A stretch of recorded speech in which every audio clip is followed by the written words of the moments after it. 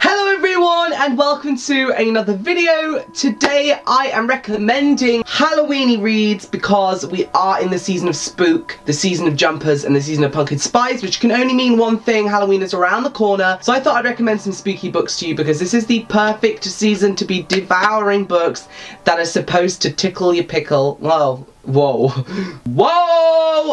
wrong tangent. That books are supposed to scare you or even intrigue your kind of spooky senses. So I've picked out a list of new and old books here, which I'm very much excited to get into, as you can tell from the tone of my voice. These are also a mixture between YA and... Am I blurry? That's horrifying. A mixture of YA and adult, so let's get cracking. I am going to start off by talking about some witches. In fact, the majority of these books are about witches.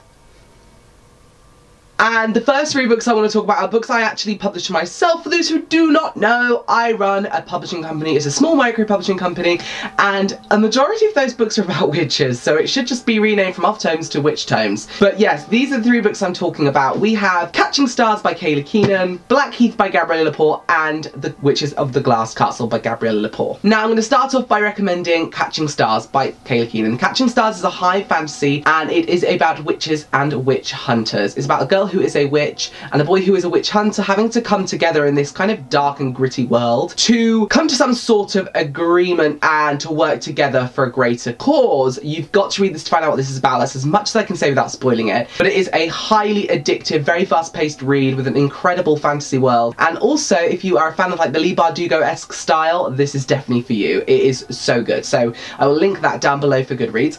Ow! For those who don't know, I'm super duper ill, so I'm like, hello everyone! Next is Blackheath by Gabriella Lepore, which is a magical and fun with just the right amount of creepy. You'll fall for Lepore's Blackheath and her witch boy Joel as he tries to save the girl he loves from a curse. So yes, this is about a girl who believes she has a curse on her. So she goes to the local carnival where supposedly this family of witches, these boys, are witches. So she wants to go and ask him about this curse, and it basically gets her roping him in to break this curse. But is it a curse or not? Ding ding ding, carnivals, Halloween, witches, Halloween, curses, Halloween, romance, romantic Halloween. Check this out, link down below. And the last Gabriella Lepore book, and the last book I'm talking about from my company, is The Witches of the Glass Castle, which is a book that got me into reading and booktube in the first place, basically. But this is about a girl and her brother having to move to a glass castle, which is a boarding school for witches, after they find out that they have the abilities of a witch. And they get sent to this school to learn about their abilities, whilst getting caught up with hunters who live in the forest, and this overwhelming tension between witches and hunters. And possibly a supposedly long-lost relative comes back and wants to use the two characters for the evil character's main gain, and you also have witches and magic in this, and obviously romance, because Gabriella Lepore is the queen of writing romance in witchcraft. So yes, The Witches of the Glass Castle, perfect if you like boarding schools, if you like superpowers, because it very much is superpower kind of magic, and if you like family drama set in a boarding school. Thank you very much. Bye. On to the next. I'm recommending Hereafter by Tara Hudson. Now, it has been absolute goddamn years since I read this book last, like, really? But this is a romantic paranormal about ghosts. I mean, hello? Where are all the ghost books? Hello, I need more ghost books in my life, and I remember reading this trilogy and being blown away. Now, because I generally don't know too much about it, I remember I love it because I read the whole trilogy, but I don't remember too much about it because I have read maybe hundreds of books since here. But it says this: the only thing Amelia knows for sure is that she's dead, trapped alone in a nightmarish existence. But everything changes when she finds Joshua drowning in a river. As a ghost, she can do nothing but will him to live. Yet, in an unforgettable moment of connection, she helps him survive. And it's basically about Amelia and Joshua's bond as they kind of struggle to come to terms with what they are and what's going on and how they can fix the drama. We love drama at Halloween. And yeah, check this out, it's so good. If you like ghosty romances, although there's not many of them, this is one of the best ones. Next, I'm going to be talking about this book, Ravendock by Sarah Cladwell. It's a book that I recently finished. As you can see, it's super duper short. And this is... Do not even play games like that. It's Halloween. I'm not playing with that. Stay still. If that falls down again, I'm running out of my house. Raven Dog by Sarah Cladwell is about a girl whose parents and brother dies in this freak car accident, and she's sent to live with a relative that she didn't know she had in a retreat called Raven Dog. Now when she goes there, she finds out that actually she is a witch, and there's been a lot more to their parents' death than what meets the eye. She meets a boy who seems to have been kidnapped and put in this group of witches in the middle of the forest, and she basically is building up a connection with him to try and break out, but time is playing tricks on her, the woods are playing tricks on her. Now what I can say is, like, this one really reminded me of the film I watched recently called Witch. It's like a modern, it's like a recent film called Witch, and it's got the most twisted ending in it that I've read from the book in a very long time.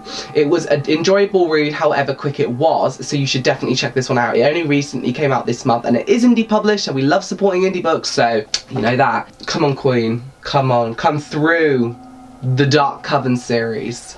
I want to join the coven. Next, I want to recommend Hollow Pike by Juno Dawson, and Hollow Pike by Juno Dawson blew my mind away when I read it all those years ago. Like, really? Bloody cessed. This is another one which I read a long time ago, but it basically is about Liz London, who has repetitive dreams of somebody trying to kill her. She thinks she's being paranoid after all, who wants to murder her, like why? She doesn't believe in the local legends of witchcraft. She doesn't believe in anything bad really that is going to happen to her. Never do you? Until you're alone in the woods after dark and a twig snaps. That's all you need to know. All you need to know, but it's a mind, it plays with your mind, like it really just plays with your mind. And it is quite creepy. I think I read this in like one sitting back in the day. It came out years and years ago, but look at the purple edges. Oh, Halloween. If this does not scream Halloween, I don't know what does. Juno Dawson is such a good author. She's like the best author in the UK right now for the whole support of trans topics, LGBTQ rights. Like, she is just such an amazing advocate. So support Juno Dawson, because this book is so good and so creepy, and I don't want to say anything because it will like ruin the whole thing for you, and it might have witchcraft in it, so. Ah! And last but not least is Halloween wrapped up into one. A Discovery of Witches.